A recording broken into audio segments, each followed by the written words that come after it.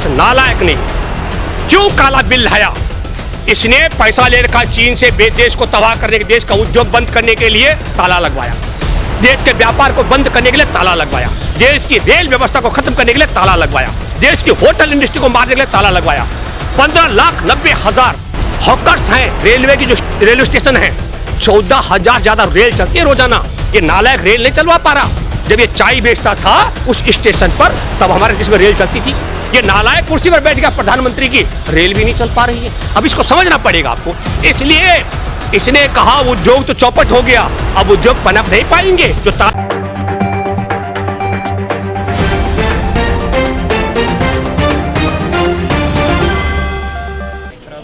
आज एक तो दिल्ली में किसानों की मीटिंग हो रही है और जो आंदोलन चल रहे हैं किसानों के कृषि बिलों के विरोध में, उस पर आप क्या कहना चाहते हैं? भाई, इस पर आपसे यहाँ से शुरुआत करता हूँ कि हमारे देश के अंदर आज़ादी के 66 वर्ष बाद पुनर्वास के अधिकार को लेकर, पुनर्स्थापना, उचित मुआवजे के अधिकार को लेकर पुनर्स्थापना, पुनर्वास, उचित मुआवजा, पारदर्शी तरीके से भूमि अधिग्रहण के लिए कानून बना 66 वर्ष बाद। उस कानून की धारा 24(2) की खूबसूरती बताता हूँ। 5 वर्ष के अंदर यदि जमीन का अधिग्रहण होने के बाद अवार्ड हो करके और भौतिक तौर पर कब्जा नहीं लिया होगा तो अधिग्रहण स्वाभाविक तौर पर रद्द हो जाएगा। और यदि भौतिक तौर पर कब्जा लिया गया हो और किसानों को मुआवजा अदा न किया गया हो तो अधिग्रहण स्वाभाविक तौर पर रद्द हो जाएगा। ये 2013 में बने कानून का प्रावधान है। हमारे देश में 500 से ज्यादा मुकदमों को धारा 24 के तहत किसानों की भूमि का अधिग्रहण रद्द हुआ था। और उसके बाद मैं आपको बताना चाहता हूं, 2017 का खेल बताता हूं। 3 जजों की बेंच ने धारा 24(2) के फैसले के औचित्य पर सवाल उठाया। उसमें जस्टिस अरुण कुमार मिश्रा जो सेवानिवृत्त हो चुके हैं, और ठीक ये फरवरी के पहले सप्ताह का मामला है और लगभग तीसरे सप्ताह तब जस्टिस मदन लोकुर बी की बेंच भी, 3 जजों की बेंच ने अरुण कुमार मिश्रा की बेंच का फैसला बदल दिया। मोदी है तो मुमकिन है, सुप्रीम कोर्ट में भी होता है।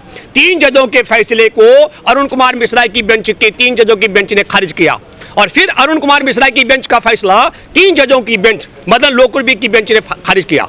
उसके बाद इसके लिए संवैधानिक बेंच का गठन हुआ। मेरे लिए अफसोस इस बात की है कि राजधानी दिल्ली में हमने 35 दिन डीएम ऑफिस में ताला लगाया 2008 में। ये जो कानून बना इसकी खूबसूरती बता रहा हूं। और संवैधानिक बेंच को चेयर करने का काम भी वही अरुण कुमार मिश्रा करते हैं। और 6 मार्च को पब्लिक डोमेन में आ गया कि धारा 24(2) के औचित्य को अरुण कुमार मिश्रा की अध्यक्षता में बेंच ने खारिज किया। मैंने तत्काल प्रेस कॉन्फ्रेंस की और सवाल उठाए, ये गलत है, ये फैसला हमको स्वीकार नहीं है।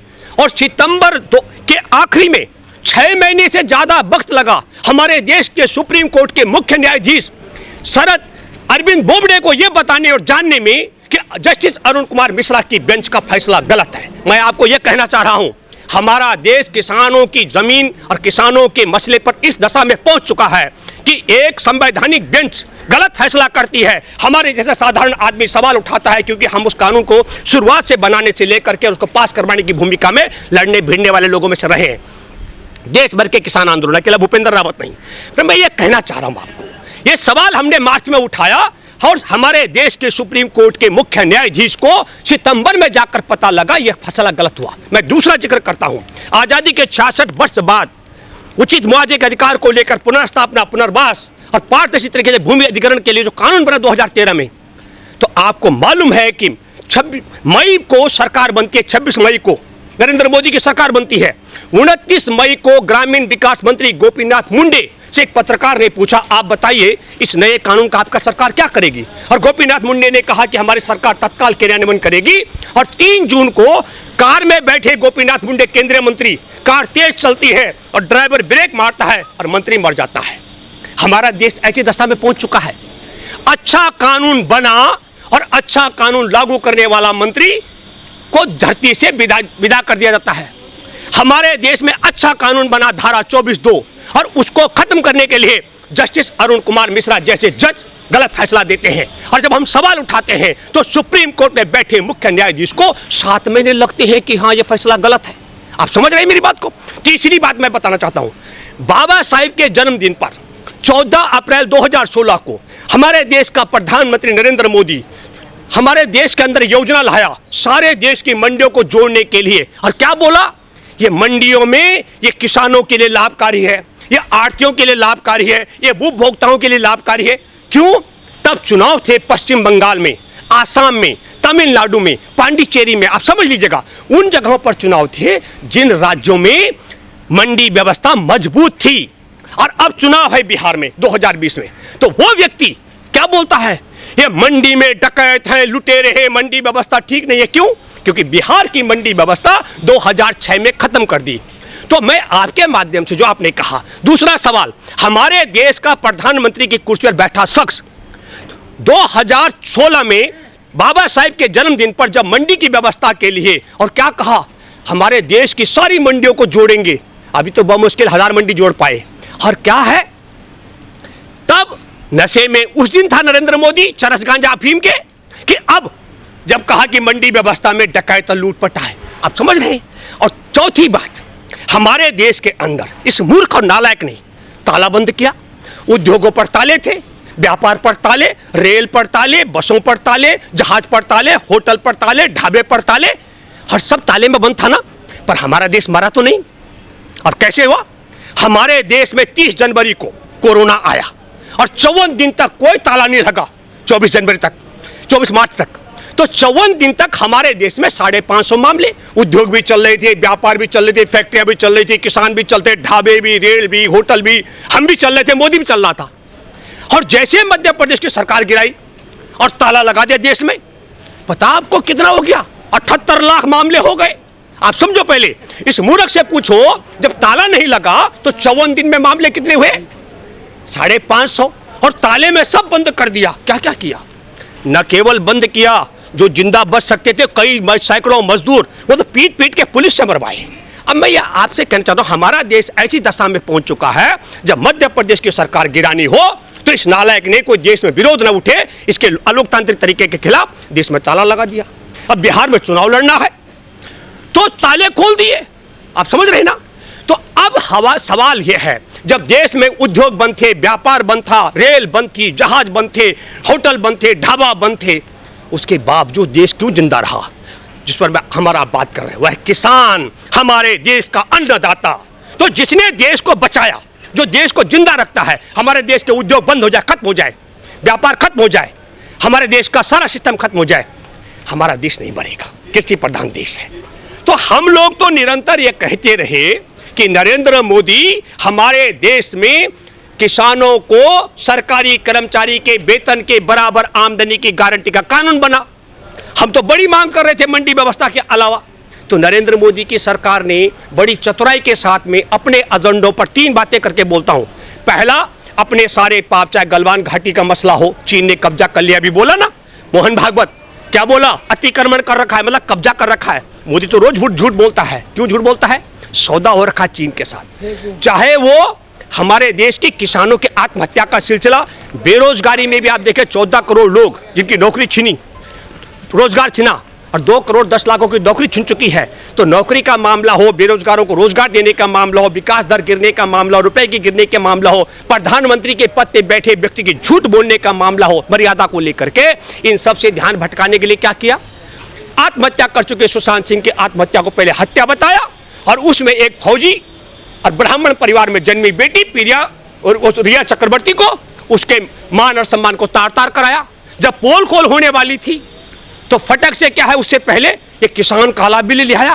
और आप समझो, पहले ने मोदी से पूछना चाहिए कि मोदी, चीन का कोरोना भारत में आया और तू नहीं रोक पाया, और संसद चलाई तुमने 7 दिन, तो संसद में कोरोना क्यों नहीं फैला, यह पूछना चाहिए। पूछना चाहिए कि नहीं पूछना चाहिए देश को? तो इस क्रोनोलॉजी को समझिए आप। इस नालायक ने क्यों काला बिल लाया? इसने पैसा ले रखा चीन से, देश को तबाह करने के, देश का उद्योग बंद करने के लिए ताला लगवाया, देश के व्यापार को बंद करने के लिए ताला लगवाया, देश की रेल व्यवस्था को खत्म करने के लिए ताला लगवाया, देश की होटल इंडस्ट्री को मारने के लिए ताला लगवाया। 15,90,000 हॉकर्स हैं, रेलवे की जो रेलवे स्टेशन है, 14,000 ज्यादा रेल चलती है रोजाना। ये नालायक रेल नहीं चलवा पा रहा। जब ये चाय बेचता था उस स्टेशन पर, तब हमारे देश में रेल चलती थी। ये नालायक कुर्सी पर बैठ गया प्रधानमंत्री की, रेल भी नहीं चल पा रही है। अब इसको समझना पड़ेगा आपको। इसलिए इसने कहा उद्योग तो चौपट हो गया, अब उद्योग पनप नहीं पाएंगे जो ताला बंद रहा है। व्यापार चौपट हो गया, रेलवे चौपट हो गया, होटल इंडस्ट्री चौपट हो गई, पर बोले किसानों को चौपट करना, तो बोले 3 काले कानून लेकर आया। क्या है? एक काला कानून जमाखोरी का, वो सिर्फ किसानों के लिए नहीं, आपके माध्यम से मैं बताना उपभोक्ताओं के लिए भी। पहले किसानों से औने पौने दाम पर लूटा जाएगा और फिर उसके बाद देश के उपभोक्ताओं को महंगे दाम पर बेचा जाएगा। ये किसानों की समस्या नहीं है, देश की समस्या है। जमाखोरी के लिए कानून लाना, पहले जमाखोरी पर अपराध था करना, तो इस नालायक की सरकार ने जमाखोरी के लिए कानून लाया। ये देशद्रोही कानून है, ये काला कानून हमको मंजूर नहीं है। ये किसानों को बर्बाद करेगा और देश के उपभोक्ताओं को भी लूटेगा। और दूसरा कानून हमारे देश में कॉन्ट्रैक्ट फार्मिंग, तो जिस दिन किसानों को वो फसल लेके जाएंगे उस दिन वो कह देगा व्यापारी कि देखो तुम्हारे सरसों के दाने का साइज छोटा बड़ा है, तुम्हारा गेहूं कनक जो है छोटा बड़ा दिखता है, हम तो नहीं खरीदेंगे। तुम्हारे धान को जो टेढ़ा मेढ़ा वो है कनक, आप समझे ना, तुम्हारा आलू का साइज छोटा बड़ा है, तुम्हारा केला जो है टेढ़ा ज़्यादा है, तुम्हारा पपीता मोटा ज़्यादा है। तो किसान क्या करेगा? कॉन्ट्रैक्ट फार्मिंग में हमारे देश के किसानों को गुलाम बनाने का षड्यंत्र ये हमको मंजूर नहीं है। और तीसरी बात है, अभी तो हमारे देश के अंदर मंडियां हैं, तब जाकर किसान हम सब लड़ पाते हैं कि किसानों को कीमत मिलनी चाहिए। हम ये कहना चाह रहे हैं, नरेंद्र मोदी कानून ये लाता कि देश के अंदर जो समर्थन मूल्य है उससे कम पर किसी भी कीमत पर खरीद नहीं की जाएगी और सारी की सारी खरीद करने की गारंटी होनी चाहिए। ये कानून लेकर आता। मोदी ये कानून लेकर नहीं आया।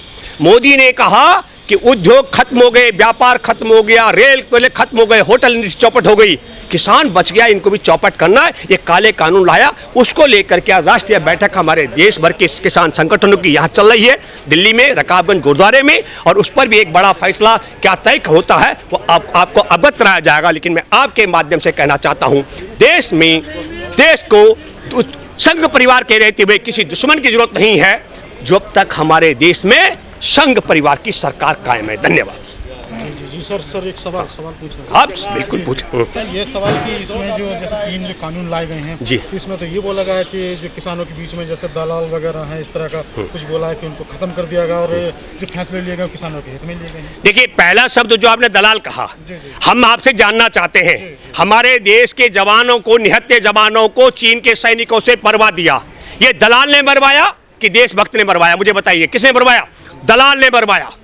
हमारे देश की खुफिया एजेंसी की रिपोर्ट थी कि आरडीएक्स से हमला होगा और जवानों की हत्या हो सकती है।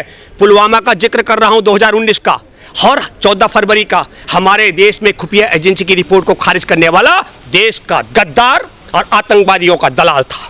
और दूसरी बात, जवानों को जिंदा उठाकर ले जाने के लिए मांग की गई थी। क्या कहा गया कि जवानों को सुरक्षित पहुंचाने के लिए जहाज दो, तो उस मांग को खारिज करने वाला देश का गद्दार और आतंकियों का दलाल था। और तीसरी महत्वपूर्ण बात, इतना सारा आरडीएक्स, जब देश की सेना, देश की पुलिस, देश की खुफिया एजेंसी, देश का टीवी, देश की सरकारें, सब कुछ मोदी के पास है, तो मोदी बताए देश को आरडीएक्स भारत में कहां से आया?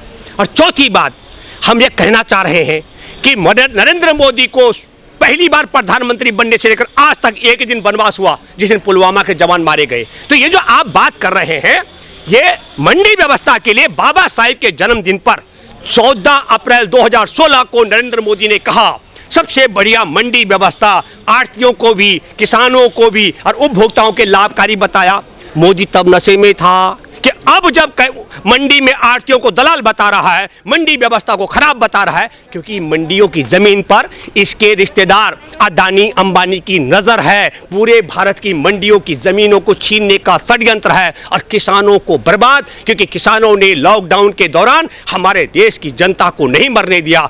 उसकी कसक, वो गुस्सा, वो क्रोध संघ परिवार का कायम है और उसे निकालने के लिए, और मैं आखिरी बात कहना चाहता हूं, हमारे देश के 2013 के बने कानून में न केवल किसानों को लाभ था, उस किसान खेती की जमीन का अधिग्रहण होने पर जो खेती पर निर्भर तबका है, उन तबकों को भी लाभ मिलने का 5-5 लाख एक प्रभावित परिवार को अलग से मिलने का प्रावधान उस कानून में था, उसको भी इसने खारिज कराया। सर एक लास्ट सवाल है जी, जैसे कि जो अभी लॉकडाउन के तहत आपने जब बात की थी कि इन्होंने मतलब गरीब और मजदूर और किसानों सब पे मतलब खबर टूटी थी, तो उसमें काफी जो इस समय तस्वीरें, जैसे कोई ट्रक में सड़क जा रहा है और तमाम जैसे रस्तों में भटक रहे हैं गरीब मजदूरों की, उनकी तस्वीरें तमाम वायरल हो रही है। तो क्या अभी बिहार के इलेक्शन है, उन तस्वीरों का इफेक्ट आज के इलेक्शन पर पड़ेगा?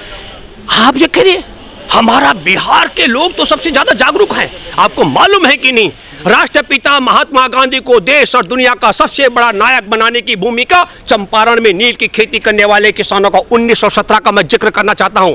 बिहार का व्यक्ति गरीब हो सकता है, मूर्ख नहीं है, उसे समझ है। बिहार में चुनाव नहीं हो रहा है, व्यवस्था परिवर्तन हो रही है और लोगों ने कहा हमको वो व्यवस्था मंजूर नहीं है जिसने हमारे भारत के 14 करोड़ लोगों की एक झटके में नौकरी छीनी, रोजी रोटी छीनी। और यही नहीं, जो रेल और बस सेवा इसके बाप ने शुरू नहीं की थी, मोदी के बाप ने उस रेल व्यवस्था को बंद किया और पैदल चलवाया।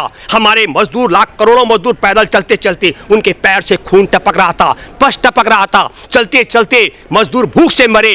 गर्भवती महिलाओं ने सैकड़ों किलोमीटर चलते चलते खुले आसमान के नीचे बच्चे जने और बहुत सैकड़ों मजदूर चलते चलते गाड़ियों से रौंदे गए और दर्जनों मजदूर चलते चलते रेल की पटरियों पर रेल से कट गए। हमारे बिहार के लोग भूल ले, चुनाव हो ही नहीं रहा। बिहार में व्यवस्था परिवर्तन है। देश के साथ गद्दारी करने वाले, चीन के साथ वफादार करने वाले, पुलवामा के जवानों को मरवाने वाले, गलवान घाटी पर कब्जा करवाने वाले और देश की 14 करोड़ बर्बादी करने वाले और किसानों के लिए काला कानून लाने वालों की व्यवस्था को बदल रहा है बिहार। और बिहार में परिवर्तन आ रहा है और मैं बधाई देना चाहता हूँ। हाँ, वहाँ इस बार तेजस्वी की सरकार बनने जा रही है। मैं आपको बता रहा हूँ। मैं तो आपके माध्यम से कहूंगा बिहार के मतदाताओं, वोट खराब मत करना।